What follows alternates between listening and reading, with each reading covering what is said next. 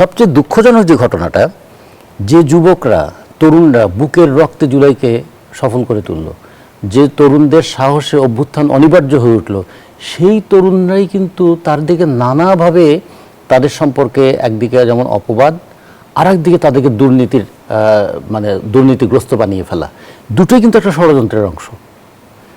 যে তরুণ বুলেটের সামনে ভয় পেল না, সেই তরুণ কেন টাকার সামনে মাথা নত করলো?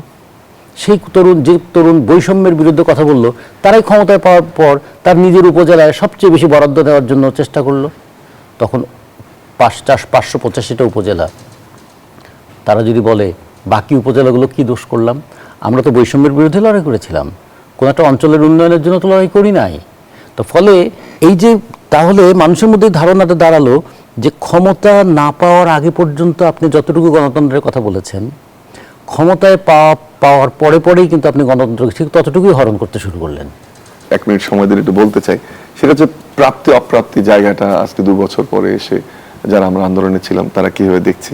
আমি দুইভাবে দেখতে চাই। একটা হচ্ছে যে রাজনৈতিক যে আকাঙ্ক্ষা আমাদের ছিল, সেটা সংবিধান সংস্কার, নির্বাচন ব্যবস্থা সংস্কার, মত প্রকাশের স্বাধীনতা, মানবাধিকার থেকে শুরু করে নারী অধিকার, পুলিশ রিফর্ম বা আমাদের কনস্টিটিউশন টোটাল রিফর্ম প্যাকেজ, সেটা গুরুত্বপূর্ণ নাকি সামাজিক স্থিতিশীলতা আনা, একটা ভঙ্গুর অর্থনীতি পুনর্নির্মাণ, যে মানুষগুলো সবাই চাকরির জন্য আন্দোলনটা শুরু হয়েছিল, কিন্তু যে বৈষম্য বা যে ইনইকুয়ালিটি, অসমতা তৈরি হয়েছিল, সেই জায়গাটাতে কাজ করা গুরুত্বপূর্ণ। আমি মনে করি যে সরকারের 6 মাস হয়েছে, আমরা চাই যে সরকার যে ডকুমেন্টটি সাইন করেছিল বিএনপি জুলাই সংস্কারের যে জুলাই সনদ, সেটি সরকার অবশ্যই যেভাবে স্বাক্ষরিত হচ্ছে সেভাবে বাস্তবায়ন করবে। কিন্তু এই মুহূর্তে সরকার যে কাজগুলোকে গুরুত্ব দিচ্ছে, যেমন সোশ্যাল সেফটি নেট প্রোগ্রামে ফ্যামিলি কার্ড, ফার্মার্স কার্ডের মতো আইডিয়া, বা ইমামদের বেতন বা খাল খনন, তার সাথে সাথে তরুণদের যে জায়গাটা ছিল, আমি মনে হয় আলোচনাটা আজকে সারাদিনে আমি যে কয়েকটা চ্যানেল দেখেছি কম হচ্ছে, যে সরকার অন্য সময়ে যে বুলি আমরা দেখেছি সেটা বাস্তবায়ন করার চেষ্টা করছে, ফাঁকা বুলি না রেখে। এবং এবারের বাজেট যদি দেখেন, যে তরুণদের বেকারত্বের হার নিরসন, স্বশিক্ষিত, সুশিক্ষিত এবং দক্ষ জনগোষ্ঠী হিসেবে চাকরি করা এবং চাকরি দেয়া, দুই জায়গায়। যেমন কয়েকটা উদাহরণ আপনাকে দিই, যেমন সমস্ত ক্যাম্পাসগুলো ডিজিটাল ট্রান্সফরমেশনের হাত দিয়েছে সরকার। 3য় ল্যাঙ্গুয়েজের কথা আমরা বলছি। স্টার্ট আপ ফান্ড প্রায় 500 কোটি টাকার অ্যানাউন্স হয়েছে তরুণদের জন্য। 800 কোটি টাকা সৃজনশীল অর্থনীতিতে গেছে। সরকার শিক্ষাক্ষেত্রে বাজেটটাকে ইতিমধ্যেই 56% বাড়িয়েছে এবারের বাজেটে, এটাকে 5%-এ নিয়ে যাওয়ার কথা বলা হচ্ছে। আমাদের বিদেশে দক্ষ জনশক্তি রপ্তানির কথা বলা হচ্ছে। যুব এবং ক্রীড়া মন্ত্রণালয়ের বাজেট বৃদ্ধি করা হয়েছে, অনেকগুলো প্রজেক্ট এখন চলছে। তার মানে তরুণরা যে বৈষম্যের শিকার হয়েছিল চাকরি ক্ষেত্রে, বা অনেকে অনিশ্চয়তা থেকে, অনিশ্চিত কেরিয়ার থেকে আন্দোলনে যোগ দিয়েছিল, এই সরকার কিন্তু তাদের জন্য বেশ কিছু পদক্ষেপ নিয়েছে। দুঃখজনক যেটা হচ্ছে, এখন যে 6 মাসের কাছাকাছি সময়ে আমরা জামাত ইসলামের মুখ থেকে শুনি যে সরকার উৎখাত করে ফেলবে, আর একটা বিপ্লব হবে। আমরা আর একটা বিপ্লব কোনোভাবেই চাই না। একটা সরকারকে সময় দিতে হবে, আমাদেরকে দেখতে হবে যে হ্যাঁ, এই সময়ের ব্যক্তিটা কত দূর হবে, কত দূর যাবে, সেটা অবশ্যই একটা ডিবেট। কিন্তু এত তাড়াতাড়ি আর একটা আন্দোলনের হুমকি ধামকে আমি মনে করি যে সেটিও জুলাইয়ের চেতনার পরিপন্থী। ক্ষমতায় যারা ছিলেন, যারা গণতন্ত্র প্রতিষ্ঠা করবেন বলে, তারা এই মব ভায়োলেন্সকে তারা জাস্টিস আখ্যা দেওয়া শুরু করলেন এবং বললেন এটা হচ্ছে একটা প্রেশার গ্রুপ। ফলে হলো কি, অভ্যুত্থানের পরে অভ্যুত্থানকে বৈষম্য বিরোধী আন্দোলনের মধ্য দিয়ে যে অভ্যুত্থান হলো, সেই অভ্যুত্থানকে বৈষম্য দূর করার কাজে ব্যবহার করার কথা ছিল, কিন্তু সেটাকে পরিচালনা করা হলো অভ্যুত্থানকে প্রতিহিংসা চরিতার্থ করার জন্য। যে কারণে আজকে 2 বছর পরে আমরা দেখছি অনেকগুলো প্রত্যাশা, সেগুলো প্রাপ্তির মুখ তো দেখেই নাই। কখনো কখনো মানুষ মনে করছে তাদের সঙ্গে কি প্রতারণা করা হলো নাকি। 2 বছর আগে আজকের এই দিনে ছাত্র জনতার অভূতপূর্ব রক্তক্ষয়ী বিদ্রোহ ও হাজারো প্রাণের আত্মত্যাগের মুখে অবসান ঘটেছিল 1.5 দশকের এক কর্তৃত্ববাদী শাসন ব্যবস্থার। সৃষ্টি হয়েছিল রাষ্ট্র সংস্কার, নাগরিক অধিকার পুনঃপ্রতিষ্ঠা এবং একটি বৈষম্যহীন অন্তর্ভুক্তিমূলক বাংলাদেশ গড়ার ঐতিহাসিক সুযোগ। বিশিষ্ট রাষ্ট্রবিজ্ঞানী ও চিন্তাবিদদের ভাষায় 24-এর গণঅভ্যুত্থান কেবল ক্ষমতার পরিবর্তন ছিল না, এটি ছিল রাষ্ট্রের নাগরিকদের মালিকানা ও সার্বভৌমত্ব পুনঃপ্রতিষ্ঠার এক অপ্রতিরোধ্য সামাজিক লড়াই।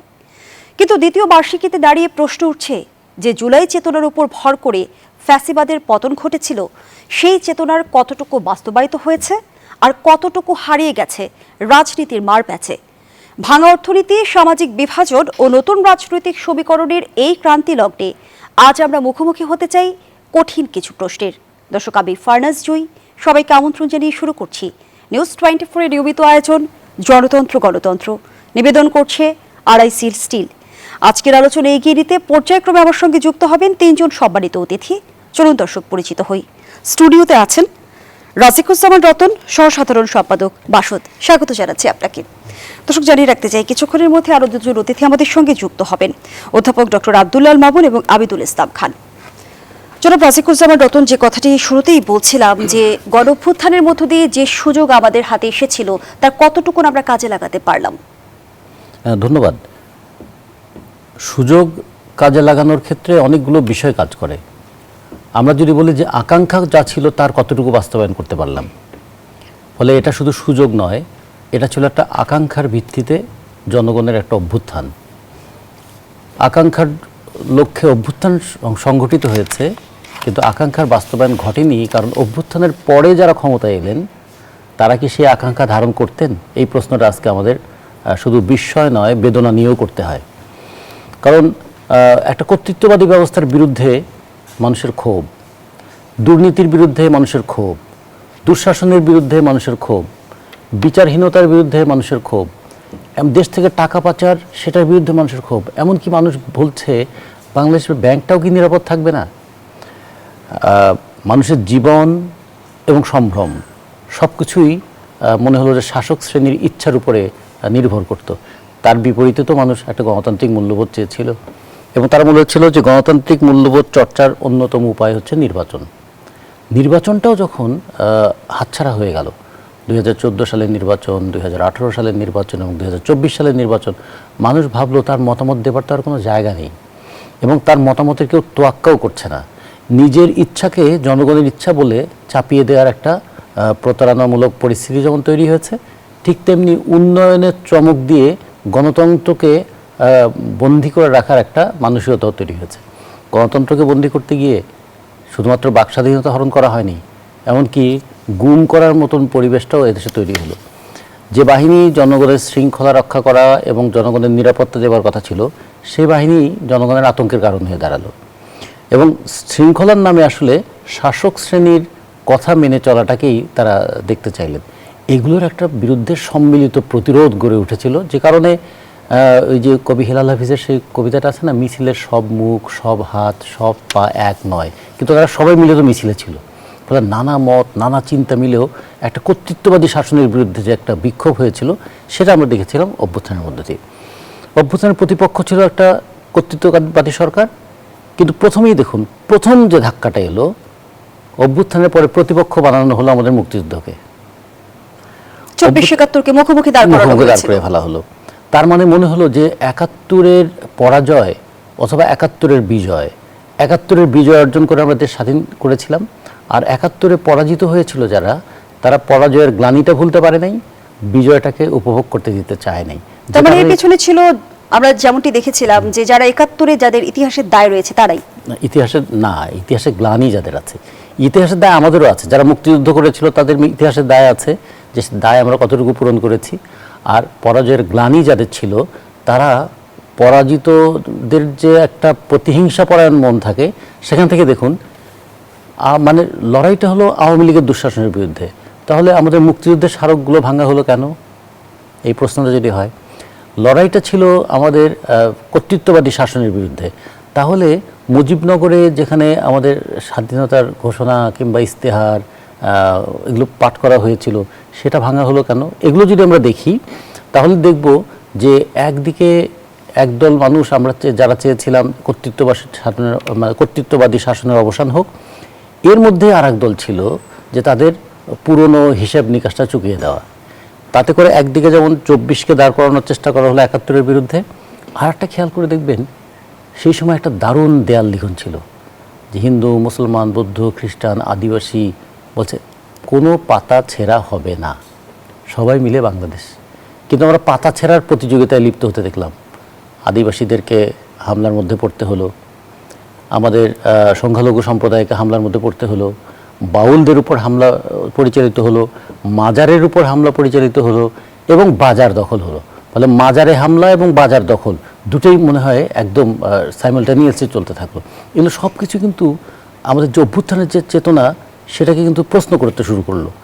তার সঙ্গে হলো কি, ক্ষমতায় যারা ছিলেন, যারা গণতন্ত্র প্রতিষ্ঠা করবেন বলে তারা এই মব ভায়োলেন্সকে তারা জাস্টিস আখ্যা দেওয়া শুরু করলেন এবং বললেন এটা হচ্ছে একটা প্রেশার গ্রুপ। ফলে হলো কি, অভ্যুত্থানের পরে অভ্যুত্থানকে বৈষম্য বিরোধী আন্দোলনের মধ্য দিয়ে যে অভ্যুত্থান হলো, সেই অভ্যুত্থানকে বৈষম্য দূর করার কাজে ব্যবহার করার কথা ছিল, কিন্তু সেটাকে পরিচালনা করা হলো অভ্যুত্থানকে প্রতিহিংসা চরিতার্থ করার জন্য। যে কারণে আজকে 2 বছর পরে আমরা দেখছি অনেকগুলো প্রত্যাশা সেগুলো প্রাপ্তির মুখ তো দেখেই নাই। কখনো কখনো মানুষ মনে করছে তাদের সঙ্গে কি প্রতারণা করা হলো নাকি, এই প্রশ্নটা। সেই সঙ্গে আরো একটি প্রশ্ন উঠেছে যে জুলাইয়ের প্রকৃত উত্তরাধিকার আসলে কে? সেটা কি কোনো রাজনৈতিক দল নাকি জনগণ? জনগণ। আমরা যদি বলি যে কোনো একটা লড়াইয়ের প্রকৃত উত্তরাধিকার কে, আচ্ছা 52 ভাষা আন্দোলনের প্রকৃত উত্তরাধিকার কে? আমাদের জনগণ, নিঃসন্দেহে। 62 শিক্ষা আন্দোলনের উত্তরাধিকার কে হবে? আমাদের জনগণ, কারণ জনগণের সন্তানের জন্যই তো শিক্ষা। 69 গণঅভ্যুত্থানের উত্তরাধিকার কে? আমাদের বাংলাদেশের স্বাধীন দেশের জনগণ। 71 মুক্তিযুদ্ধের উত্তরাধিকার কে হবে? স্বাধীন দেশের যে পতাকা ওড়ে সেই স্বাধীন দেশের জনগণ। 90 অভ্যুত্থানের উত্তরাধিকার কে হবে? একটা গণতান্ত্রিক ব্যবস্থার জন্য যারা জীবন দিয়েছিলেন, গণতান্ত্রিক আকুতি যারা ধারণ করেছিলেন তারা। অথবা 2024-এর ক্ষেত্রেও যদি বলি, এর উত্তরাধিকার কে হবে? যে এমন যেন বাংলাদেশ আর না হয় যেখানে কর্তৃত্ববাদী শাসন চলবে। ফলে যারা গণতন্ত্র চাইবেন, যারা গণতন্ত্রের জন্য লড়াই করবেন, যারা দুর্নীতি দুঃশাসনের বিরুদ্ধে কথা বলবেন, তারাই হচ্ছেন সত্যিকার অর্থে এই জুলাইয়ের উত্তরাধিকার। আর জুলাইয়ের চেতনা যদি বলি, যেখানে অন্যায়, যেখানে নিপীড়ন, তার বিরুদ্ধে লড়াই করাটাই হচ্ছে জুলাইয়ের চেতনা। ফলে আমরা একটা অদ্ভুত দেখেছি, মিল দেখেছি। আমরা যেমন মুক্তিযুদ্ধের চেতনার নামে এক ধরনের লুটপাটকে বৈধতা দেওয়ার চেষ্টা হয়েছিল, নিপীড়নকে বৈধতা দেওয়ার চেষ্টা হয়েছিল, জুলাই চেতনার নামেও প্রতিপক্ষকে হামলা এবং পরবর্তীতে দুর্নীতিকেও নানাভাবে কিন্তু প্রশ্রয় দেওয়ার একটা চেষ্টা হয়েছিল। যে কারণে আমরা 18 মাসের শাসন আমলে, অন্তর্বর্তীকালীন সরকারের 18 মাসের শাসন আমলে আমরা প্রতি পদে পদে মানুষের মধ্যে হাহাকারটা দেখেছি যে এর জন্যই কি অভ্যুত্থান ছিল? এই জন্য কি আমরা তো আগের চেয়ে একটু বেটার থাকতে চেয়েছিলাম, আমরা তো আগের চেয়ে আর একটু মুক্ত পরিবেশ পেতে চেয়েছিলাম। কিন্তু সেই মুক্ত পরিবেশের পরিবর্তে একটা ভয়ের সংস্কৃতি কেন তৈরি হলো? যে হাজার হাজার মেয়েরা রাতের অন্ধকারেও বাইরে বেরোতে ভয় পায়নি আন্দোলনে, তারা পুলিশের গুলিকে ভয় পেয়েছে, তারা লাঠিয়াল বাহিনীর বা হেলমেট বাহিনীর লাঠি তাকে ভয় পেয়েছে, কিন্তু রাস্তায় এই ভয়টা পায় নাই যে শ্লীলতাহানির মধ্যে পড়বে। কিন্তু পরবর্তীতে দেখা গেল যে মেয়েদের ব্যাপারে এমন কিছু বক্তব্য, এমন কিছু আচরণ, যে মেয়েরা একদিন মিছিলের সামনের কাতারে ছিল, তারা কিভাবে যে পিছনে চলে এলো এবং প্রায় স্বেচ্ছাবন্দিত্ব হয়ে গেল তাদের। তারা অনেকটা হারিয়ে গেল মানে তাদেরকে হারিয়ে ফেলা হলো অথবা তাদেরকে হারিয়ে দেয়া হলো। তো এইটাও আমরা মনে করি জুলাইয়ের চেতনার সঙ্গে চূড়ান্ত অসঙ্গতিপূর্ণ চেতনা। আজকে আমাদের এই দেশে কোনো একজন মানুষ তো এই কথা বলতে পারেন সাহসের সঙ্গে, আমি এই দেশের নাগরিক। যে একসময় যেমন স্লোগান উঠেছিল যে তুমি কে আমি কে, বাঙালি বাঙালি বলে আমরা মুক্তিযুদ্ধ করেছিলাম, আর জুলাইয়ে আমাদের চেতনা ছিল যে আমরা এই দেশের নাগরিক, আমরা নাগরিক পরিচয়ে পরিচিত হতে চাই। এখানে আদিবাসী, ধর্ম, লিঙ্গ এগুলো ঊর্ধ্বে উঠে আমি বাংলাদেশের নাগরিক।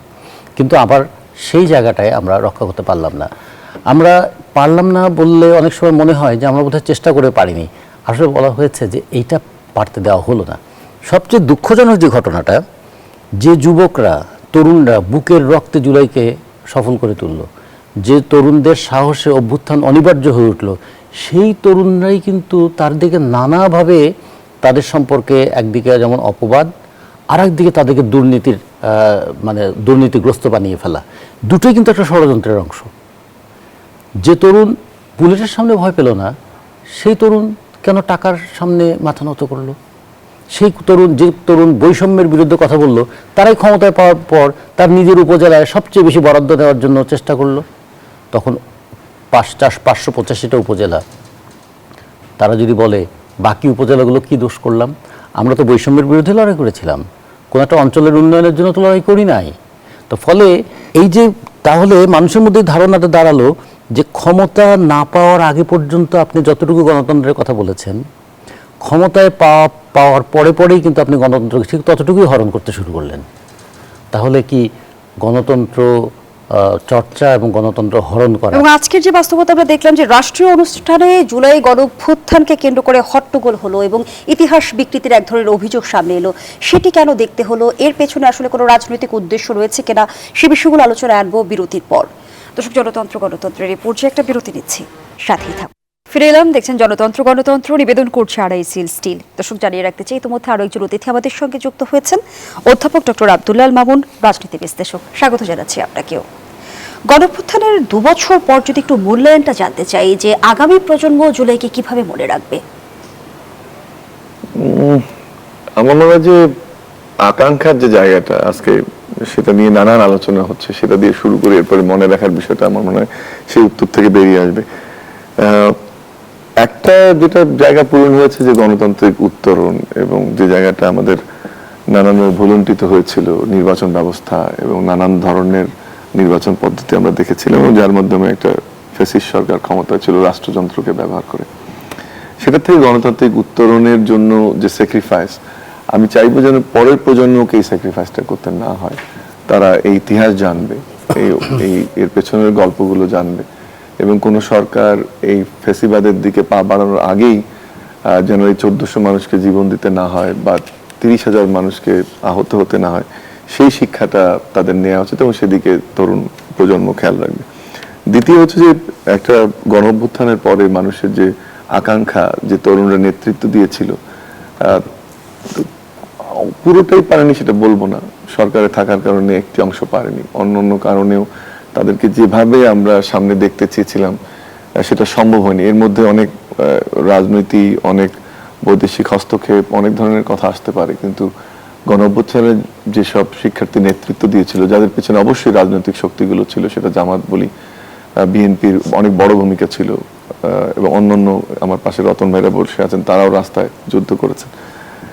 কিন্তু তারপরে যে ব্যক্তি চরিত্রের পরিশোধন, বা আমরা ফেসিবাদ কাঠামোতে যে ধরনের দুর্নীতি দেখেছি, বড়লোক হওয়া দেখেছি, বা ব্যক্তি চরিত্রের অবনতি দেখেছি, সেটা থেকে পুরোপুরি বেরিয়ে এসে একটা নতুন বাংলাদেশের চিন্তা আমরা করেছিলাম, যে নয়া বন্দোবস্তের কথা তরুণরা আমাদেরকে শুনিয়েছিল, কিন্তু সবাই না, তাদের অনেকে সেই আবার দুর্নীতিতে নিমজ্জ হয়েছে। ভাষার ব্যবহার, যে আমাদের ডিকশনারিতে নতুন নতুন ভাষার ব্যবহার যুক্ত হয়েছে। আমরা সামনের দিকে এগুতে চেয়েছিলাম, কিন্তু নারী অধিকার দারুণভাবে খর্ব হয়েছে। সামাজিক স্থিতিশীলতার বাইরে মব কালচার আমরা দেখেছি। এটার মূল যে জায়গাটা আমি মনে করি, যে তরুণরা আমাদের নেতৃত্ব দিল এবং রাজনৈতিক দল করলো, তারা রাজনীতিটাকে ডিফাইন করতে পারেনি। একই সাথে কোনো কর্মসূচি মানুষের সামনে হাজির করতে পারেনি, যে কারণে মুক্তিযুদ্ধের একটি পরাজিত শক্তির আশ্রয় প্রশ্রয় নিয়ে বাহুডোরে গিয়ে কয়েকজনকে এমপি হতে হয়েছে। পরবর্তী প্রজন্ম মনে রাখবে যে এই গণ আন্দোলনের নায়ক হওয়ার পরেও কিভাবে এই সুযোগগুলো তরুণরা হাতছাড়া করেছে, সেই শিক্ষাটা নেওয়ার চেষ্টা করব। আরো একটি বিষয় আমি মনে করি যে এখান থেকে শিক্ষা নেওয়ার বিষয় আছে, সেটা হচ্ছে যে অতি আন্দোলন কেন্দ্রিকতা বা অতি আন্দোলন প্রীতি, সেটিও একটি আমি মনে করি এখন সমস্যা হয়ে দাঁড়িয়েছে। আন্দোলনের বিভিন্ন ফেজ থাকে। আমি এখানে রতন ভাই দীর্ঘদিন বাম রাজনীতি করেন, উনি আরো আমার চেয়ে অভিজ্ঞ। যে কোনো আন্দোলনকে ব্যাখ্যা করলে, যে কোনো আন্দোলনের বিশ্লেষণ করলে, ইতিহাস পড়লে দেখবেন যে তার কিছু কিছু ফেজ থাকে, কিন্তু ওই আন্দোলনের গতিতেই পরবর্তীতে স্থিতিশীলতার পরে সমাজ চলবে, অর্থনীতি চলবে, সেই জায়গাটা ভুলে গিয়ে মব নামক একটি নতুন সংস্কৃতি তৈরি যেন না হয়, পরবর্তী যেন সমাজ বিনির্মাণ, অর্থনীতির বিনির্মাণ, মানুষের মত প্রকাশের স্বাধীনতা, নারী অধিকার, ধর্মের প্রতি শ্রদ্ধা, সেটি রক্ষা করা জরুরি। সেই জায়গাটাতে আমি মনে করি জুলাই আমাদের যে আকাঙ্ক্ষা ছিল সেটা সেভাবে পূরণ হয়নি, সেই জায়গাটাতে খেয়াল রাখার একটা বড় গুরুত্ব রয়েছে। চতুর্থ যে বিষয়টা আমি মনে করি গুরুত্বপূর্ণ, সেটি হচ্ছে যে গণ অভ্যুত্থানের পরে সমাজ এবং রাষ্ট্র বিনির্মাণ, তার যে প্রসেস, তার বাইরে গিয়ে পেশি শক্তি বা রাজনৈতিক বক্তব্য দিয়ে যেন আবার অস্থিতিশীলতা তৈরি না হয়, সেটি একটি বড় লেসন বলে আমি মনে করি ভবিষ্যৎ তরুণদের খেয়াল রাখা উচিত। আজকে রাষ্ট্রীয় অনুষ্ঠানে আমরা হট্টগোলের ঘটনা দেখলাম, আমি সেদিকে যে শব্দটা উত্তরণ করতে তথ্যচিত্র নিয়ে বিতর্ক দেখলাম আমরা, হট্টগোল হলো, এনসিপি নেতাকর্মীরা বেরিয়ে গেল। ইতিহাস লেখার ক্ষেত্রে কোন মানদণ্ড অনুসরণ করা উচিত? না, আমি সেটাই বলছি যে আজকে সকালে একটা অনুষ্ঠান ছিল, এখানে 2-3টি বিষয় উল্লেখ, সেই অনুষ্ঠান নিয়ে কোনো বিতর্ক হয়নি, ডকুমেন্টারি, বরং একটা উদাহরণ সৃষ্টি হয়েছে আমাদের প্রধানমন্ত্রী প্রফেসর ইউনূস অন্তর্বর্তীকালীন সরকারের প্রধান উপদেষ্টা তাকে মঞ্চে নিয়ে এসেছেন এবং গোটা অনুষ্ঠানটা আমি মনে করবো যে ভালোভাবে পার হয়েছে। বিকেলে যে ঘটনাটা ঘটলো, অবশ্যই যারা এই ডকুমেন্টারি তৈরি করেছেন তাদের আরো সতর্ক থাকা উচিত ছিল যে সেখানে আবু সাইদের ছবি থাকবে না বা তার যে অবদান সেটাকে ফুটিয়ে তোলা হবে না, বা বেগম খালেদা জিয়ার ছবি থাকবে না, বা ফ্যাসিবাদ বিরোধী আন্দোলনে তার যে ভূমিকা সেটা আমি মনে করি যে সেটি সঠিক হয়নি। এবং কিন্তু প্রতিবাদের ভাষা গত 2 বছরে যেভাবে পরিবর্তন হয়েছে, যে শব্দটিকে একটা মব বলেছে, এখানে অনেক দেশের ডিপ্লোম্যাটরা ছিল, এখানে অনেক অতিথিবৃন্দ ছিল, একটা রাষ্ট্রীয় অনুষ্ঠান, যে প্রক্রিয়ায় পরবর্তী প্রতিবাদটা আক্তার করেছে সেই প্রক্রিয়াটাই শোভন ছিল। দিল্লিতে বসে বা বিভিন্ন দেশে বসে ফ্যাসিবাদের যারা দোষক ছিল বা যারা ফ্যাসিবাদের বেনিফিশিয়ারি বা যারা ফ্যাসিবাদের এখানে স্থাপন করেছিল, তারা যখন বাইরে বসে দেখছে আজকে তাদের জন্য কিন্তু 5ই আগস্ট একটা আনন্দের দিন হয়েছে। ভাষাটা অন্যরকম হতে পারত, যেমন যেটা আমি আক্তারের উদাহরণ দিলাম, সেটি না করে হট্টগোল করা বা একটা মব তৈরি করা, এটা বোধহয় একটা রাষ্ট্রীয় অনুষ্ঠানে শোভন হয়নি। এবং আমি আশা করব যে পরবর্তীতে যারা ডকুমেন্টারিটা বানিয়েছেন বা সরকারের অন্যান্য ডকুমেন্টারিতে সবাইকে গুরুত্ব দিয়ে তৈরি করা এবং একই সাথে রাষ্ট্রীয় অনুষ্ঠানের যে আচরণ বা পরিশীলতা সেটিও রক্ষা করা কিন্তু আমাদের একটা দায়িত্বের মধ্যে ছিল। আরেকটা জায়গা বলে আমি এই পর্বে শেষ করি, সেটা হচ্ছে যে একটা আলোচনা বোধহয় আপনি নিশ্চয়ই প্রশ্ন করবেন কিনা জানি না, আমি 1 মিনিট সময় দিলে একটু বলতে চাই। সেটা হচ্ছে প্রাপ্তি অপ্রাপ্তি জায়গাটা আজকে 2 বছর পরে এসে যারা আমরা আন্দোলনে ছিলাম তারা কিভাবে দেখছি। আমি দুইভাবে দেখতে চাই। একটা হচ্ছে যে রাজনৈতিক যে আকাঙ্ক্ষা আমাদের ছিল সেটা সংবিধান সংস্কার, নির্বাচন ব্যবস্থা সংস্কার, মত প্রকাশের স্বাধীনতা, মানবাধিকার থেকে শুরু করে নারী অধিকার, পুলিশ রিফর্ম বা আমাদের কনস্টিটিউশন টোটাল রিফর্ম প্যাকেজ, সেটা গুরুত্বপূর্ণ নাকি সামাজিক স্থিতিশীলতা আনা, একটা ভঙ্গুর অর্থনীতি পুনর্নির্মাণ, যে মানুষগুলো সবাই চাকরির জন্য আন্দোলনটা শুরু হয়েছিল কিন্তু যে বৈষম্য বা যে ইনইকুয়ালিটি অসমতা তৈরি হয়েছিল সেই জায়গাটাতে কাজ করা গুরুত্বপূর্ণ। আমি মনে করি যে সরকারের 6 মাস হয়েছে, আমরা চাই যে সরকার যে ডকুমেন্টটি সাইন করেছিল বিএনপি জুলাই সংস্কারের যে জুলাই সনদ, সেটি সরকার অবশ্যই যেভাবে স্বাক্ষরিত হচ্ছে সেভাবে বাস্তবায়ন করবে। কিন্তু এই মুহূর্তে সরকার যে কাজগুলোকে গুরুত্ব দিচ্ছে, যেমন সোশ্যাল সেফটি নেট প্রোগ্রামে ফ্যামিলি কার্ড, ফার্মার্স কার্ডের মতো আইডিয়া বা ইমামদের বেতন বা খাল খনন, তার সাথে সাথে তরুণদের যে জায়গাটা ছিল, আমি মনে হয় আলোচনাটা আজকে সারাদিনে আমি যে কয়েকটা চ্যানেল দেখেছি কম হচ্ছে, যে সরকার অন্য সময়ে যে বুলি আমরা দেখেছি সেটা বাস্তবায়ন করার চেষ্টা করছে, ফাঁকা বুলি না রেখে। এবং এবারের বাজেট যদি দেখেন যে তরুণদের বেকারত্বের হার নিরসন, স্বশিক্ষিত, সুশিক্ষিত এবং দক্ষ জনগোষ্ঠী হিসেবে চাকরি করা এবং চাকরি দেয়া, 2 জায়গায়, যেমন কয়েকটা উদাহরণ আপনাকে দেই, যেমন সমস্ত ক্যাম্পাসগুলো ডিজিটাল ট্রান্সফরমেশনের হাত দিয়েছে সরকার, 3য় ল্যাঙ্গুয়েজের কথা আমরা বলছি, স্টার্ট আপ ফান্ড প্রায় 500 কোটি টাকার অ্যানাউন্স হয়েছে তরুণদের জন্য, 800 কোটি টাকা সৃজনশীল অর্থনীতিতে গেছে। সরকার শিক্ষাক্ষেত্রে বাজেটটাকে ইতিমধ্যেই 56% বাড়িয়েছে এবারের বাজেটে, এটাকে 5% নিয়ে যাওয়ার কথা বলা হচ্ছে। আমাদের বিদেশে দক্ষ জনশক্তি রপ্তানির কথা বলা হচ্ছে, যুব এবং ক্রীড়া মন্ত্রণালয়ের বাজেট বৃদ্ধি করা হয়েছে, অনেকগুলো প্রজেক্ট এখন চলছে। তার মানে তরুণরা যে বৈষম্যের শিকার হয়েছিল চাকরি ক্ষেত্রে বা অনেকে অনিশ্চয়তা থেকে, অনিশ্চিত কেরিয়ার থেকে আন্দোলনে যোগ দিয়েছিল, এই সরকার কিন্তু তাদের জন্য বেশ কিছু পদক্ষেপ নিয়েছে। দুঃখজনক যেটা হচ্ছে, এখন যে 6 মাসের কাছাকাছি সময়ে আমরা জামাত ইসলামের মুখ থেকে শুনি যে সরকার উৎখাত করে ফেলবে, আর একটা বিপ্লব হবে। আমরা আর একটা বিপ্লব কোনোভাবেই চাই না। একটা সরকারকে সময় দিতে হবে, আমাদেরকে দেখতে হবে যে হ্যাঁ এই সময়ের ব্যক্তিটা কত দূর হবে, কত দূর যাবে, সেটা অবশ্যই একটা ডিবেট। কিন্তু এত তাড়াতাড়ি আর একটা আন্দোলনের হুমকি ধামকে আমি মনে করি যে সেটিও জুলাইয়ের চেতনার পরিপন্থী। অসংখ্য ধন্যবাদ জানাচ্ছি। জনাব রাজিকুজ্জামান রতন, আমরা যে বিষয়টি নিয়ে হট্টগোল হতে দেখলাম সেখানে বলা হচ্ছে যে তথ্যচিত্রে 1 দফার ঘোষক বানানো হয়েছে প্রধানমন্ত্রী তারেক রহমানকে, যেমনটি আসলে এনসিপি সদস্য সচিব মাহিন সরকার উল্লেখ করেছেন যে নাহিদ ইসলাম নিজের মৃত্যু পরোয়ানায় সই করে 1 দফার ঘোষণা দিলেন, তিনি বিএনপির ইতিহাসে নেই। যে আসিফ মাহমুদ মৃত্যু নিশ্চিত জেনে লং মার্চ টু ঢাকা ঘোষণা করলেন, তিনি ইতিহাসে নেই। ইতিহাস কি রাষ্ট্রীয়ভাবে লেখা হবে না দলীয়ভাবে? ইতিহাসের সবচেয়ে বড় শিক্ষাটা হচ্ছে যে ইতিহাস সবসময় বিজয়ীরা লেখে, আর পরাজিতরা ইতিহাসে অপাঙ্ক্তেয় হয়, এটা যেমন ঠিক, আবার ইতিহাসের পার্শ্ব চরিত্র অনেকে থাকে। একটা জিনিস খেয়াল করুন, এই অভ্যুত্থান, যেটা প্রফেসর সাহেব খুব ভালোভাবে বলেছেন, এই অভ্যুত্থান অনেকগুলো বিষয় তৈরি করেছে যেটা আমাদের বহুদিন ভাবতে হবে। তার মধ্যে একটা হলো শর্টকাট পথে অর্জন করার মানসিকতাটা এই অভ্যুত্থানের মধ্যে দিয়ে তৈরি হলো। অভ্যুত্থানের শিক্ষাটা যদি হতো 15 বছর একটা কর্তৃত্ববাদী শাসনের বিরুদ্ধে কি ধরনের লড়াই ছিল। 14 নির্বাচন বর্জন করা, 18 নির্বাচনকে প্রত্যাখ্যান করা এবং 24-এর নির্বাচনে অংশগ্রহণ না করা। এটা শুধু 3টা নির্বাচন নয়, এর পাশাপাশি গুম খুনের বিরুদ্ধে এবং ডিসঅ্যাপিয়ারেন্স, ফোর্সফুল ডিসঅ্যাপিয়ারেন্স যেটা বলা হয়, সেগুলোর বিরুদ্ধে ভয় উপেক্ষা করে যে রাজনৈতিক সংগ্রামগুলো করা, সব হারিয়ে গেল।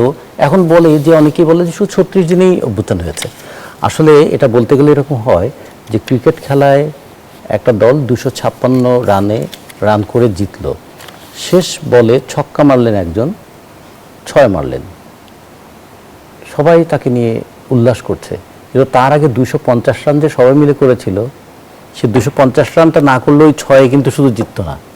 আমাদের জুলাইয়ের তরুণদের এই বিষয়টায় কিন্তু স্বীকৃতিরও না দেওয়ারও একটা প্রবণতা আছে। একদিকে যেমন তরুণদেরকে অস্বীকার করার একটা প্রবণতা আছে, আবার তরুণদেরও অন্য আন্দোলনগুলোকে নস্যাৎ করে দেওয়ার একটা প্রবণতা আছে। যে কারণে জুলাইয়ের প্রতিপক্ষ ছিল একটা কর্তৃত্ববাদী শাসন, কিন্তু অভ্যুত্থানের পরে প্রতিপক্ষ হয়ে গেল কে এখানে কৃতিত্ব নেবেন সেটা। এখন অভ্যুত্থানের মতন ঘটনায় কে নায়ক হবেন, কে ঘোষক হবেন, এই বিতর্কটা কি খুব জরুরি ছিল? কেউ যদি বলে যে আমরা তো আগেই বলেছিলাম যে ওই সরকারকে ক্ষমতা থেকে না সরিয়ে আমরা ঘরে ফিরে যাব না, তা সেটাও তো একটা ঘোষণা।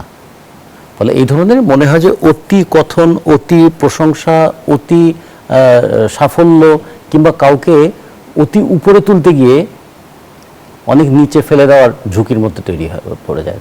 কাউকে যদি আমি অতি উপরে তুলি, তার মানে কিন্তু এই নয় যে তিনি সবসময় উপরে থাকবেন, তাকে কিন্তু উপর থেকে ফেলে দেওয়ারও একটা প্রবণতা থাকতে পারে। ফলে যারা এই যে জুলাইয়ের নায়ক, মহানায়ক বানানোর চেষ্টা করেছেন, একবার ইউনূস সাহেব চেষ্টা করেছিলেন, যে বললেন যে মেটিকুলাস ডিজাইন, এটা যে লক্ষ লক্ষ মানুষের অংশগ্রহণ, সেটাকে ম্লান করে দিল। আবার কার মধ্যে তিনি আবার প্রধানমন্ত্রীর ছায়া দেখেছিলেন সেটা বলে, সেটাও কিন্তু তিনি একটা সন্দেহের জায়গা তৈরি করলেন। আর ছাত্ররাই তাকে ক্ষমতায় বসিয়েছে, এটা বলার মধ্যে দিয়ে সরকারি হিসাব অনুযায়ী 844 জন মৃত্যুর তালিকা পাওয়া যায়। এর মধ্যে 284 জন হচ্ছে শ্রমিক, 269 জন ছাত্র, 136 জন কর্মচারী, 133 জন ক্ষুদ্র ব্যবসায়ী আর 125 জন শিশু। এই তালিকা যদি দেখি, এখানে কি শুধু ছাত্ররা ছিল? এখানে ছাত্রদের চাইতে অনেক বেশি তো অন্যরাও ছিল, বিশেষ করে শ্রমজীবী মানুষ ছিল। আমরা কে বেশি কে কম এটা বলতে চাই না। রিয়া গোপ একটা ছোট্ট শিশু, তার মৃত্যু একজন না একাধিক, এটা বড় কথা না। একটা শিশুকে কেন মরতে হলো? 69-এর গণঅভ্যুত্থানে 61 জনের মৃত্যু ঘটেছিল, 90-এর গণঅভ্যুত্থানে এরশাদ বিরোধী আন্দোলনে 250 জনের মতো মানুষের মৃত্যু ঘটেছিল। আর 2024-এ সরকারি হিসাবে যদি 844 হয়, অন্যান্য আরও অনেক হিসাব মিলে এটা 1000, 1500 কিংবা 2000 যাই বলুক, 840-এর নিচে তো নয়। তাহলে সংখ্যার দিক থেকে কত বিপুল সংখ্যক মানুষ এখানে জীবন দিল। ফলে এগুলো কি সব তুচ্ছ হয়ে যাবে? শুধু এই কে কৃতিত্ব নেবেন? যিনি মৃত্যুবরণ করেছেন তিনি কিন্তু কৃতিত্ব দাবি করবেন না, তার স্বজনরা কিন্তু কেউ বলবে না যে অভ্যুত্থানে আমার সন্তানের কিংবা আমার স্বামীর কিংবা আমার ভাইয়ের কিংবা আমার সন্তানের ইয়েটা অবদানই সবচেয়ে বেশি। তারা কিন্তু কেউ এটা বলবেন না। যে তরুণ পা হারিয়ে বাকি জীবন খুঁড়িয়ে খুঁড়িয়ে চলবে, যে তরুণ চোখ হারিয়ে বাকি জীবন আর এই স্বাধীন দেশের মাটি দেখবেন না, সবুজ গাছ দেখবেন না, তাদের অবদান কি? ফলে এই যে কাউকে অতিশয়োক্তি, মানে কাউকে অতি ভক্তি করতে গিয়ে, এটাও কিন্তু কখনো কখনো একটা বলবো যে ঝুঁকি তৈরি করেন। দুই ধরনের ঝুঁকি। কেউ কেউ মনে করেন স্বীকৃতি না পাওয়ার ঝুঁকি, আর কেউ কেউ মনে করেন স্বীকৃতি যেটা পেলাম এটা আবার রক্ষা করতে পারবো তো। ফলে এই স্বীকৃতি রক্ষা করার ঝুঁকির মধ্যে ফেলে দেওয়ার তো কোনো দরকার নেই। আর একটা জিনিস আমরা একটু খেয়াল করি যে কেন আবু সাঈদের ছবিটা থাকবে না, কেন বেগম জিয়ার ছবি ওখানে রাখা হয়নি, এগুলো তো ভ্যালিড কোশ্চেন না? পাশাপাশি একটু দেখুন, জুলাই একদিকে যেমন সাহস দেখিয়েছে মানুষকে, জুলাইয়ের পরে আবার মানুষকে একটা চূড়ান্ত অপসংস্কৃতির চর্চাও দেখিয়েছে। সেই চর্চা কত রকম, যে মানুষকে কতভাবে অসম্মানিত করা যায়, কতভাবে গালিগালাজ করা যায়। এর দায় কি জুলাইয়ের? না, জুলাইয়ের পরে। আমি বলছি জুলাইয়ের পরে এটা হয়েছে। তো জুলাইয়ের পরে যখন হয়েছে, তখন যারা এই জুলাইয়ের কৃতিত্ব তারা আত্মসাৎ করতে চান অথবা কৃতিত্ব দাবি করতে চান, তাদেরকে তো এই দায়টাও নিতে হবে। তাদের মুখ থেকে যদি অশালীন ভাষা বেরিয়ে আসে, আপনারা গণতন্ত্রের জন্য সংগ্রাম করেছিলেন। এখন আবার কেউ কেউ বলে এরকম যে এই ধরনের অশালীন ভাষাও নাকি এটা একটা প্রতিবাদের ভাষা। প্রতিবাদের ভাষা কি এরকম হতে পারে? হওয়া উচিত? ফলে এগুলোকে কিন্তু খেয়াল রাখতে হবে। এটা হয় কি মূল চেতনা থেকে মানুষকে অনেক দূরে সরিয়ে দেয়। ফলে জুলাই যে একটা অভূতপূর্ব জাগরণ ঘটিয়েছিল, এই জুলাই বহুদিন আমাদেরকে ভাবাবে। আমরা যেমন 69-এর কথা বলি, আমরা যেমন 90-এর কথা বলি, আরও অনেক তীব্রভাবে আমরা জুলাইয়ের কথাও বলবো। এই কারণে বলবো যে কিভাবে মানুষ রাস্তায় নেমে আসে। আমাদের ইতিহাসে শুধু বেদনার কথাই থাকবে না, ইতিহাসে তো সংগ্রামগুলোর কথাও থাকবে। সংগ্রামের সাফল্য আসেনি বলে সংগ্রামের নৈতিকতা তো প্রশ্নবিদ্ধ হয় না। সংগ্রামে সাফল্য আসেনি বলে সংগ্রামকে তো আমরা ব্যর্থ বলতে পারি না। তো ফলে আমরা জুলাইকে বহুদিন, আপনি যেটা প্রশ্ন করেছেন, জুলাইকে কতদিন মনে রাখবে মানুষ? যতদিন আর একটা অভ্যুত্থানের পরিবেশ তৈরি না হচ্ছে ততদিন। কিংবা আমরা এখনও যখন সংগ্রামের কথা বলি, যখন একটু ভয়ের মধ্যে থাকি, যখন একটু অনিশ্চয়তার মধ্যে থাকি, আমরা 52-র কথা বলি, 62-র কথা বলি, 69-এর কথা বলি, 71-এর কথা বলি, 90-এর কথা বলি। মানে প্রত্যেকটা একটা ধারাবাহিক সংগ্রামের মধ্য দিয়ে মানুষের একটা চেতনারও ধারাবাহিকতা থাকে। কিন্তু জুলাইয়ে যে চেষ্টাটা করা হয়েছিল, 24 দিয়ে 71-কে ঢেকে ফেলার যে চেষ্টাটা করা হয়েছিল, এইটা জুলাইয়ের পরে সবচেয়ে বড় ব্লান্ডার হয়েছিল। মানে আমি যদি বলি যে আমার জন্মের পরে আমার অধিকার আমি চেয়েছি, জন্মটাকে অস্বীকার করলে অধিকারটাও তো অস্বীকার হয়ে যায়। কিন্তু বলে আমার জন্মটাকে, স্বাধীন বাংলাদেশের জন্মটাকে অস্বীকার করতে চাইছে, কিন্তু গণতান্ত্রিক অধিকারের জন্য। স্বরাষ্ট্রমন্ত্রী কিন্তু আজ বলেছে জুলাই কার এই বিতর্ক করলে জুলাই কারও থাকবে না। এই মালিকানার লড়াই আমাদের কতটা ক্ষতিগ্রস্ত করছে? আমাদেরকে কতটা ক্ষতিগ্রস্ত করছে সেটা আমি হিসাব করে বলতে পারবো না, কিন্তু এইটা যে বিষয় হলো, মানুষ বলবে তাহলে লড়াইটা কিসের ছিল? ক্ষমতা দখলের? লড়াইটা প্রতিহিংসার? লড়াইটা প্রতিশোধের? নাকি লড়াইটা মূল্যবোধের? লড়াইটা তো ছিল মূল্যবোধের। এমন একটা দেশ চাই যেখানে অগণতান্ত্রিক ব্যবস্থা চলবে না, এমন একটা দেশ চাই যেখানে বৈষম্য চলবে না, এমন একটা দেশ চাই যেখানে মানুষ স্বাধীনভাবে পথ চলতে পারবে। এগুলো সব তো মূল্যবোধের ব্যাপার, এগুলো তো প্রতিহিংসার ব্যাপার নয়। কিন্তু এই যে তর্ক করতে গিয়ে কে জিতবে জানি না, তবে হেরে যাবে মূল্যবোধটা, হেরে যাবে গণতন্ত্রের আকাঙ্ক্ষাটা। আমার কাছে দুঃখজনক এটাই মনে হয় যে কে কৃতিত্ব দেবে এখানে? আলো জ্বলেছে, কৃতিত্বটা কে নেবে এখানে? যে সুইচটা অন করলো সেই নেবে, নাকি বিদ্যুৎ কেন্দ্রে যে কয়লা পুড়িয়ে বিদ্যুৎ উৎপাদন করছে, নাকি সঞ্চালন লাইনে যিনি বিদ্যুৎটাকে সঞ্চালন করছেন, অথবা যিনি গ্রিড লাইনটা মেরামত করছেন? ফলে এটা তো সমন্বিত ফসল। প্রত্যেকে শুধু নিজের ক্রেডিটটা নিলে সামগ্রিকতাকে অস্বীকার করা হয়। এবং জুলাইয়ের যদি আমরা সবচেয়ে বড় শিক্ষার কথা জানতে চাই, জুলাইয়ের সবচেয়ে বড় শিক্ষা কি এবং আমরা কতটা গ্রহণ করতে পেরেছি? ডায়নামিক্স অফ মুভমেন্ট, যে কথাটা উনি বলেছিলেন যে আন্দোলনের একটা গতি থাকে, আন্দোলনের গতির একটা বিজ্ঞানও থাকে। সেটা যদি আমরা মানি তাহলে মানব যে বারবার মানব জাতির ইতিহাসে একটা শেষ মুহূর্ত, সেটাকে মানুষ খেয়াল রাখে, কিন্তু খেয়াল রাখতে হবে প্রস্তুতিকালীন মুহূর্তগুলো। আমরা বলি ফরাসি বিপ্লব কবে হয়েছে? 1779 সালে। আচ্ছা, ওই দিনই কি শুধু বিপ্লব হয়েছে? তাহলে তার আগে এবং পরে কিছু ছিল না? কিংবা যদি বলি বাংলাদেশের মুক্তিযুদ্ধ কবে হয়েছে? 1971 সালে। তাহলে মুক্তিযুদ্ধ কি তার আগে তার পটভূমি ছিল না? আকস্মিকভাবে মুক্তিযুদ্ধ হয়েছে। তাহলে 5ই আগস্ট একটা অভ্যুত্থান হয়েছে, শুধু কি 5ই আগস্ট হয়েছে? তার আগে পরে কিছু ছিল না? ফলে আগে এবং পরে, আগে থাকে প্রস্তুতি পর্ব, আর পরে থাকে আকাঙ্ক্ষা বাস্তবায়নের পর্ব। আমরা প্রস্তুতি পর্ব শেষ করেছি, এখন আকাঙ্ক্ষা বাস্তবায়নের পথে আছি। ওই শাহ মোহাম্মদ জাফর, যিনি ভারতের, মানে তখন ব্রিটিশ ভারতের যাকে প্রধান করা হয়েছিল, তিনি শেষ জীবনে দুঃখ করে একটা বলেছিলেন যে 4 দিনের জিন্দিগি নিয়ে আসছি, 2 দিন কাটলো আকাঙ্ক্ষায় আর 2 দিন কাটলো প্রতীক্ষায়। আমাদেরও মনে হয় আমাদের দেশের মানুষের, আমাদের আকাঙ্ক্ষা, গণতন্ত্রের আকাঙ্ক্ষা এবং গণতন্ত্রের প্রতীক্ষা, এর মধ্যে দিয়ে আমাদের সময়টা কাটছে। এই সময়ের মধ্যে এক একটা ঘটনা একটা বিদ্যুৎ চমকের মতো মানুষকে জাগিয়ে দেয় এবং মানুষকে সতেজ করে রাখে। জুলাই সেই রকম একটা ঘটনা যে যত বড় কর্তৃত্ববাদী শাসনই হোক না কেন, শাসকই হোক না কেন, সমস্ত কিছুকে মোকাবেলার ক্ষমতা রাখে কিন্তু জনগণ। ফলে জনগণ যখন রুখে দাঁড়ায় তখন তার সামনে কেউ দাঁড়াতে পারে না। কিন্তু জনগণ রুখে দাঁড়ায় একটা জনগণের সে ম্যান্ডেট নিয়ে যারা ক্ষমতায় আসবে তাদের দায়টা তাদের। কিন্তু জুলাই আমরা দেখেছিলাম যে ঐক্যের একটা বার্তা দিয়েছিল, এখন আমরা যে বিভাজনের বাস্তবতা দেখতে পাচ্ছি, এর যদি আমরা ফলাফল জানতে চাই তাহলে পরিণতিটা আসলে কি হতে পারে? আমি প্রশ্নটি রাখছি, বিরতি নিয়ে ফিরে আসছি। দর্শক, জনতন্ত্র গণতন্ত্র নিয়ে পড়ছে, আবারও বিরতি নিচ্ছি। ফিরে এলাম, দেখছেন জনতন্ত্র গণতন্ত্র, নিবেদন করছে RICL স্টিল। আমরা আবারও ফিরছি আলোচনায়। জনাব রাজিকুজ্জামান রতন, যে প্রশ্নটি রেখে বিরতিতে গিয়েছিলাম, আমরা দেখেছিলাম জুলাইয়ের মূল শক্তি ছিল ঐক্যের বিষয়টি, কিন্তু বর্তমান বাস্তবতায় আমরা রাজনীতির দিকটা বিবেচনা করলে আমরা দেখছি যে বিভাজিত রাজনীতি। এই বিভাজন যদি আমরা ভবিষ্যতের ফলাফল জানতে চাই বা পরিণতির কথা জানতে চাই, আমাদের জন্য কি অপেক্ষা করছে?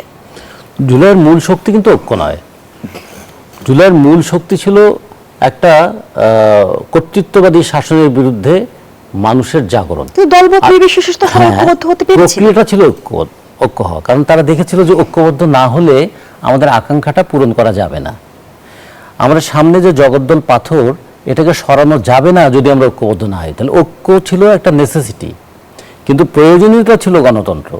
কারণ 2014 সালের নির্বাচন, 2018 সালের নির্বাচন এবং 2024 সালের নির্বাচন এই বার্তাটা দিয়েছিল যে এইভাবে যদি নির্বাচন হতে থাকে তাহলে 2029 সালের নির্বাচনেও আওয়ামী লীগ জিতবে এবং তারপরেও আওয়ামী লীগ জিতবে। ফলে মানুষের মধ্যে এই ধারণাটা স্পষ্ট হয়েছিল যে আওয়ামী লীগকে ক্ষমতায় রেখে নির্বাচনের মধ্য দিয়ে আওয়ামী লীগকে পরাজিত করা যাবে না।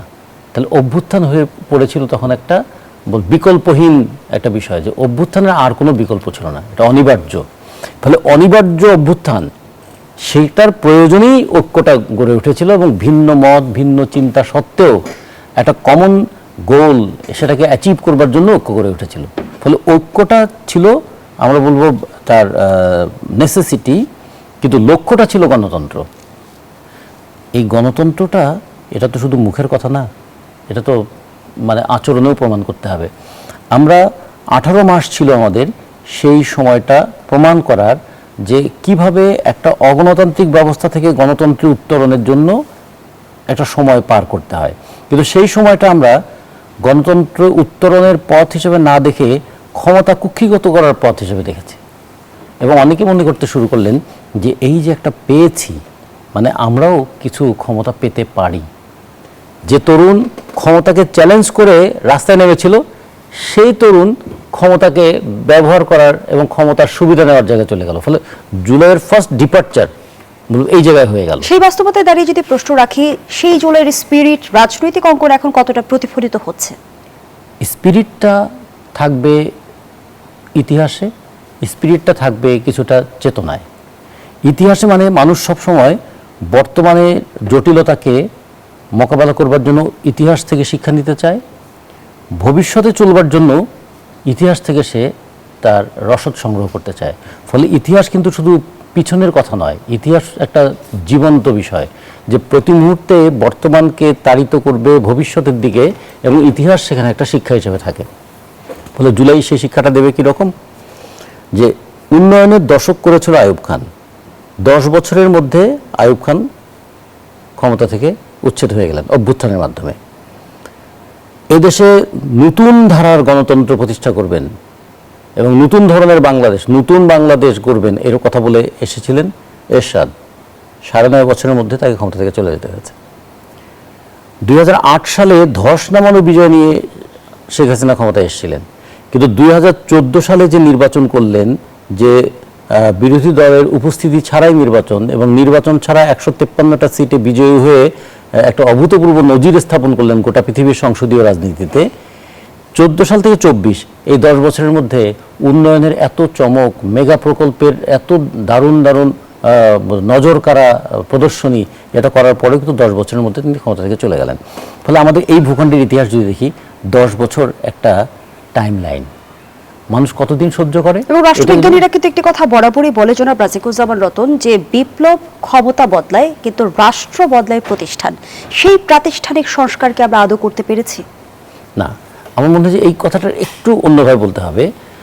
বিপ্লব ক্ষমতা বদলায় না, বিপ্লবই বদলায় হচ্ছে রাষ্ট্র ব্যবস্থা। আর ক্ষমতা যে কোনোভাবে বদলাতে পারে, ক্ষমতা নির্বাচনের মাধ্যমে ক্ষমতা বদলাতে পারে, অভ্যুত্থানের মাধ্যমে ক্ষমতা বদলাতে পারে, সামরিক অভ্যুত্থানের মাধ্যমে ক্ষমতার পরিবর্তন হয়। মানে ব্যক্তি ক্ষমতার পরিবর্তন অনেকভাবে হতে পারে, কিন্তু যখন আমি বিপ্লব বলবো তখন আসলে কাঠামোটাকেই পাল্টে ফেলতে হবে। এই জন্য আমূল পরিবর্তন, বিপ্লবটাকে বলে আমূল পরিবর্তন। আমাদের এই অভ্যুত্থান আসলে বিপ্লব ছিল না, এটা ছিল এই একটা কর্তৃত্ববাদী শাসককে ক্ষমতা থেকে সরানো। আমরা তখনই বলেছিলাম শুধু চেহারার পরিবর্তন হলে চলবে না, চরিত্রের পরিবর্তনটাও হতে 2 বছর হবে। পরে এসে যদি জানতে চাই, জুলাই কি একটি এখন সমাপ্ত অধ্যায়? না, জুলাই একটা চলমান অধ্যায়। জুলাইয়ের বেদনাও আমাদেরকে তাড়না করবে, জুলাইয়ের আকাঙ্ক্ষাও আমাদেরকে পরিচালিত করবে। ফলে জুলাই কোনো সমাপ্ত অধ্যায় নয়, জুলাই বহুদিন পর্যন্ত আমাদের গণতান্ত্রিক আন্দোলনে একটা শিক্ষা এবং প্রেরণা। শিক্ষা হবে যে যত বড় ফ্যাসিস্টই হোক না কেন জনগণের সামনে তাকে পরাজিত হতেই হয়, আর প্রেরণা হচ্ছে যে যত শক্তিশালী হোক না কেন মানুষ ঐক্যবদ্ধ হলে সেই শক্তির বিরুদ্ধে রুখে দাঁড়াতে পারে। ফলে একদিকে যেমন ফ্যাসিস্টদের জন্য শিক্ষা, আন্দোলনকারীদের জন্য অনুপ্রেরণা। ধন্যবাদ জানাচ্ছি অধ্যাপক ডক্টর আব্দুল্লাহ আল মামুন। দুটি প্রশ্ন রাখতে চাই, জুলাইয়ের সবচেয়ে বড় অর্জন এবং জুলাইয়ের সবচেয়ে বড় অপূর্ণতা। সবচেয়ে বড় অর্জন এখন পর্যন্ত নির্বাচন। এটা আমার মনে হয় যে কেউ দ্বিমত পোষণ করবে কিনা আমি জানি না, বাট এটা সবচেয়ে বড় অর্জন। সবচেয়ে বড় অপূর্ণতার জায়গাটা আমি রতন ভাইয়ের ওই জায়গায় যেতে চাই যে অতীত থেকে কতটুকু শিক্ষা নিলাম, একটু আগে উল্লেখ করেছিলাম, আর একটু ইলাবোরেট করতে চাই। সেটা হচ্ছে যে শিক্ষার্থীদের সামনে রেখে, অবশ্যই বড় বড় রাজনৈতিক শক্তিগুলো পেছনে ছিল, নির্দেশনা দিয়েছে, অংশগ্রহণ করেছে, তাদের কাছ থেকে যা চেয়েছিলাম বা ওই সময়টাতে যে ধরনের সমাজ দেখতে চেয়েছিলাম, সেটা আমার একটা বড় অপ্রাপ্তি। কয়েকটা জিনিস বলি তার মধ্যে। একটা হচ্ছে যে অপ্রাপ্তি, 3-4টা বলি আর কি। একটা হচ্ছে যে এই শিক্ষার্থীদের মধ্যে যে নৈতিকতা এবং সবকিছুর ঊর্ধ্বে থেকে নয়া বন্দোবস্ত যে শব্দটা বারবার শুনতে পাচ্ছিলাম, সেই নয়া বন্দোবস্ত না হয়ে তারাই পুরাতন বন্দোবস্ত। আমি সবার কথা বলছি না, অনেকে দুর্নীতিতে জড়িয়ে গেল, ইভেন অন্তর্বর্তীকালীন সরকারের প্রধান সহ অনেক উপদেষ্টা এটা করেছেন। তাহলে ওখানে একটা বড় ধাক্কা খেয়েছিলাম আমি একজন এই অংশগ্রহণকারী একটু হিসেবে। ইন্টারাপ্ট করে জনাব রাজিকুজ্জামান রতন প্রথম অংশে বলছিল যে শিক্ষার্থীরা যে এই যে নৈতিক স্খলনের জায়গাটা তৈরি হলো, দুর্নীতির অপবাদের বিষয়গুলো চলে এলো, এটিও আসলে কোনো না কোনোভাবে একটা ষড়যন্ত্রের অংশ। না না, এটা ষড়যন্ত্রের অংশ। আমি রতন ভাই, আমি জানি না রতন ভাই, আমি দ্বিমত সচরাচর ওনার সাথে আমার হয় না, বাট এখানে আমি ষড়যন্ত্র দেখি না, এটা ষড়যন্ত্র না। এটা আমি মনে করি যে আমাদের, আমি খোলাখুলি বলি, আমাদের বিশ্ববিদ্যালয়ের শিক্ষার্থীরা, আমি ইনক্লুডিং মি, আমরা নিম্নবিত্ত নিম্ন মধ্যবিত্ত পরিবার থেকে আসি। বড়লোক হওয়া, গাড়ি বাড়ি ক্ষমতা, এটা স্বপ্ন থাকে, যে কারণে বিসিএস মুখিত একটা তৈরি হয়েছিল। বিসিএস এ না গিয়ে আরো শর্টকাট যদি আমি সেটা পেয়ে যাই, আন্দোলনের ভূমিকা থাকলেও, সেটাকে আমি বেশি গুরুত্ব দেব। আবার ফিরি ওখানে, যেটা একটা অপ্রাপ্তি। 2 নম্বর হচ্ছে যে সমাজ যেদিকে হাঁটার কথা ছিল, যে কথাটা আমরা বলছি না, যেদিকে হাঁটার কথা ছিল উল্টো পথে হাঁটলাম। যেখানে বাক স্বাধীনতা পাওয়ার কথা ছিল, সেখানে স্বাধীনতা হরণ করা হলো। যেখানে নারী মুক্তির কথা ছিল, আমার তো মনে হয় যে আপনি হয়তো বা একজন নারী হিসেবে আরো বেশি জানতে পারেন আমার থেকে, যে বা রতন ভাইও জানতে পারে, যে স্বাধীনতা উত্তর বাংলাদেশে নারী বিদ্বেষ, অফলাইন অনলাইনে ভাষার ব্যবহার, চলাচলের সীমাবদ্ধতা বা ভীত সন্ত্রস্ত হওয়া, নারী শিল্পীর দেয়াল টপকে পালানো, কনসার্ট না হওয়া, মাজার পুড়িয়ে দেয়া, মানে দুটোকে একটু একসাথে মিক্স করে ফেলে। বাট নারীদের প্রতি এত ঘৃণা, বিদ্বেষ এবং অন্যায় অত্যাচার আমার মনে হয় না বাংলাদেশে এটা হয়েছে, যেটা খুব কষ্ট দেয়। এবং অভ্যুত্থানের নারীরাও কিন্তু কোনো না কোনো ভাবে হারিয়ে গেছে। তৃতীয় যেটা, 2-1 ছাড়া, তৃতীয় যেটা হচ্ছে যে ওই যে সামাজিক স্থিতিশীলতা বা সমাজ পরিবর্তনের যে আকাঙ্ক্ষা ছিল, যেখানে সবাই মত প্রকাশ স্বাধীনতা থাকবে, যে যেমন পোশাক পরতে চায় পরবে, যার যা গাইতে ইচ্ছে করে, যার যা দেখতে ইচ্ছে করে সেটা দেখবে। সিনেমা যেমন বাধা দেওয়া হয়েছে, যাত্রা গান করতে দেওয়া হয়নি, বাউল শিল্পীদের হত্যা করা হয়েছে, কালচারাল অঙ্গনে যাদের আমরা দেখতে চেয়েছিলাম একটা বিকাশ, সেটা বরং অবরুদ্ধ করা, সেটা আমাকে একটা কষ্ট দেয় বা আর একটা অপ্রাপ্তি। আরেকটা হচ্ছে যে এটা একটু যুক্ত করা দরকার, যে আজকে যে এক ধরনের অস্থিতিশীলতা দেখছি, তার পেছনে এটা একটা কারণ কিনা, যেটা একটা অপ্রাপ্তির জায়গা আমার। সেটা হচ্ছে যে নামান্তরে জামাত ক্ষমতায় ছিল বা ক্ষমতা ভোগ করেছে, বাঘ একবার মানুষের মাংস খেলে আবার খেতে চায়, এই যে ক্ষমতা ভোগ করলো জামাত ইসলামী, এবং তখন যখন ক্ষমতার বাইরে চলে আসলে এখন 5 মাসের মধ্যে আবার ক্ষমতায় যেতে চাচ্ছে। বাংলাদেশের বাস্তবতা আমরা ব্রেকে বলছেন, রতন ভাই আবারও বললেন কিনা জানি না, যে নির্বাচিত সরকার নির্দিষ্ট সময় গেছে, স্বৈর শাসন এরশাদকে সরাতে 10 বছর লেগেছে প্রায়, শেখ হাসিনার মতো ফ্যাসিস্টকে সরাতে 17 বছর লেগেছে। আর কি যে স্যাক্রিফাইস করে এবার জুলাই আন্দোলন হয়েছে, সেই স্যাক্রিফাইস আমরা দেখতেই চাই না, আর কারো অঙ্গহানি দেখতে চাই না, আর কোনো মৃত্যু দেখতে চাই না। সেটা সেটা আমাদের আবু সাইদ হোক, ওয়াসিম হোক, মুগ্ধ হোক, স্নেক, যাই হোক, এই জীবনগুলো আর ঝরতে দেখতে চাই না। কিন্তু এই যে ক্ষমতার যে স্বাদ পেয়ে গেলাম, সেই ক্ষমতার, এটা এনসিপিকে অন্তর্ভুক্ত করবে, সেই ক্ষমতার স্বাদের বাইরে এসে আবার যখন পানসে বা একটা স্বাভাবিক জীবন যাপন, সেখানে এক ধরনের অস্বস্তি তৈরি হলো কিনা, সিদ্ধান্তের যেটা ভুলটা ছিল। যখন আমি ক্ষমতায় চলে গেলাম, রতন ভাই কথাটা বললে একটু অন্যভাবে বলছি, ক্ষমতায় চলে গিয়ে ক্ষমতা একবার যখন স্বাদ পেলাম, আমি স্বাদ বাইরে থাকলে আর স্বাদটা ভালো লাগছে না। কিন্তু রাজনীতি পুনর্গঠনে, এটা আমার আর একটা আক্ষেপ, যে রাজনীতি আসলে রিডিফাইন করতে চেষ্টা করতো, বা একটা রাজনৈতিক দর্শন কি এনসিপি যদি হাজির করতে পারতো, সাথে একটা কর্মসূচি থাকতো এবং জামাতের সাথে যোগ দিয়ে একটা সম্ভাবনার অপমৃত্যু না ঘটতো, তাহলে হয়তো এই জিনিসগুলো ভিন্ন হবে। এটা আমার একটা অপ্রাপ্তি, যে সম্ভাবনাটা তৈরি হয়েছে। এবং ইতিহাস নিয়ে যে প্রতিযোগিতা আমরা দেখছি, সেটি আসলে এবং আমি আজকে একটা, আমি জানি না আমার এই ধারণা যেন অমূলক হয়, আমি এনসিপির বিকাশ এবং সামনে এগুলো খুব কঠিন দেখি। তার মূল ভুল সিদ্ধান্ত হচ্ছে জামাতের সঙ্গে নির্বাচনের দেওয়া। মানুষ এখন একভাবে দেখে, এবং দেখা যাচ্ছে এনসিপির কোনো ঘটনায় জামাতের বক্তব্য আমরা পলিটিক্যাল ব্যাকিং বলে অনেক সময়, সেটা এনসিপির গ্রোথকে আমি তো দেখি একসময় মিলিয়ে যাবে বা হারিয়ে যাওয়ার সম্ভাবনা তৈরি হবে, যেটা আমি চাই না। আমি চাই এই যারা জুলাই আন্দোলনের নায়ক ছিল, তারা বুক উঁচু করে সমাজে বেঁচে থাকুক, নেতৃত্ব দিক, নয়া বন্দোবস্তের স্বপ্ন দেখুক। কিন্তু জামাতের সঙ্গে যাওয়ার কারণে বা জামাতের সঙ্গে যোগ দাও আমার কাছে একটা অপ্রাপ্তির বড় অংশ। প্রাপ্তির জায়গাটা দিয়ে আমার মনে হয় সময় আপনার শেষ হয়ে এসছে। সেটা হচ্ছে যে আসার জায়গাটা হচ্ছে, হ্যাঁ আমরা জুলাই সনদের বাস্তবায়ন চাই, বাট যে কথাটা একটু আগে বলছিলাম যে একটা রাজনৈতিক সংস্কৃতি পরিবর্তনের চেষ্টা আমাদের প্রধানমন্ত্রী করছেন। আমি পলিটিক্যাল স্টেটমেন্ট হলে আমার তাতে দ্বিধা নেই, যে উনি যে আচার আচরণগুলো দেখাচ্ছেন প্রতিদিনে, যেভাবে রাষ্ট্র পরিচালনার চেষ্টা করছেন, সেটা ওই যে চেয়ার সরিয়ে বসা থেকে প্রথম দিন যেটা শুরু হলো 25 ডিসেম্বর যখন উনি আসলেন, এবং আজকে ডক্টর মোহাম্মদ ইউনূসকে চেয়ার এগিয়ে দেওয়া বা মঞ্চে তুলে নেওয়া, একটা রাজনৈতিক প্রক্রিয়ার এবং সংস্কৃতির যে বিবর্তন, সেটা সময়ের প্রয়োজন হয়। আমি আশা করব যে তারেক রহমানের মধ্যে, প্রধানমন্ত্রীর মধ্যে যে রাজনৈতিক পরিশীলতা আমরা দেখছি, ওয়েস্টার্ন থটস দেখছি, আচরণগত পরিবর্তন দেখছি, আমার ধারণা চুয়ে যখন নিচের দিকে নামবে, একটা সময় আমরা যে হয়তোবা স্বপ্নের পূরণ না হলে স্বপ্নের যে কাছাকাছি যাবো, সেটা আমার কোনো দ্বিধা নেই। আর একটা প্রাপ্তির জায়গা আমি যেটা বলতে চাই, যে এখন নানান ধরনের সমস্যা আমরা ভুগছি, এটা গ্যাস, সেটা তেল বা ইলেকট্রিসিটি, নানান কিছু। কিন্তু এটাও মাথায় রাখতে হবে যে একটা ভঙ্গুর অর্থনীতি আমরা সরকারকে উপহার দিয়েছিলাম ফ্যাসিবাদ সরকারের মাধ্যমে, সেই জায়গাটায় আমরা আন্তরিকভাবে কাজ করতে দেখছি। হ্যাঁ, কিছু কিছু ডিবেট যে তৈরি হচ্ছে না তা না, কিন্তু আন্তরিকভাবে কাজ করতে দেখছি। সেটা যদি সময় দেওয়া যায়, আমার ধারণা জুলাইয়ের যে স্বপ্ন আমরা দেখছি, ওই যেটা বললাম যে সব পূরণ হবে, এটা একটা অমূলক ধারণা, কিন্তু অনেকটা যে পূরণ হবে বিশ্বাস রাখতে চাই। পরিশেষে একটা কথাই বলবো, যে শিক্ষার্থীরা, সেটা ছাত্র দল বা ছাত্র শিবির হোক, যে শিক্ষার্থীরা হাতে হাত রেখে, কাঁধে কাঁধ রেখে ফ্যাসিবাদ উৎখাত করলো, আমার তাদের কাছে আবেদন থাকবে যে শিক্ষা প্রতিষ্ঠানে যে সঠিক ধারা রাজনীতি, সেটা করা উচিত। মূল ডিবেটটা কি হচ্ছে ক্যাম্পাসগুলোতে? মূল ডিবেটটা হচ্ছে যে গুপ্ত থেকে রাজনীতি করা। এখন তো আমি মনে করি ছাত্র শিবিরের জন্য একটা সুযোগ যে তারা রাজনীতি প্রকাশ করবে। এটা একটা বড় সমস্যা, ক্যাম্পাসের স্পেসটা অন্য রাজনৈতিক দলকে দিতে হবে। এখানেই শেষ করছি জনতন্ত্র গণতন্ত্রের আজকের আয়োজন। ধন্যবাদ এতক্ষণ আমাদের সাথে থাকার জন্য।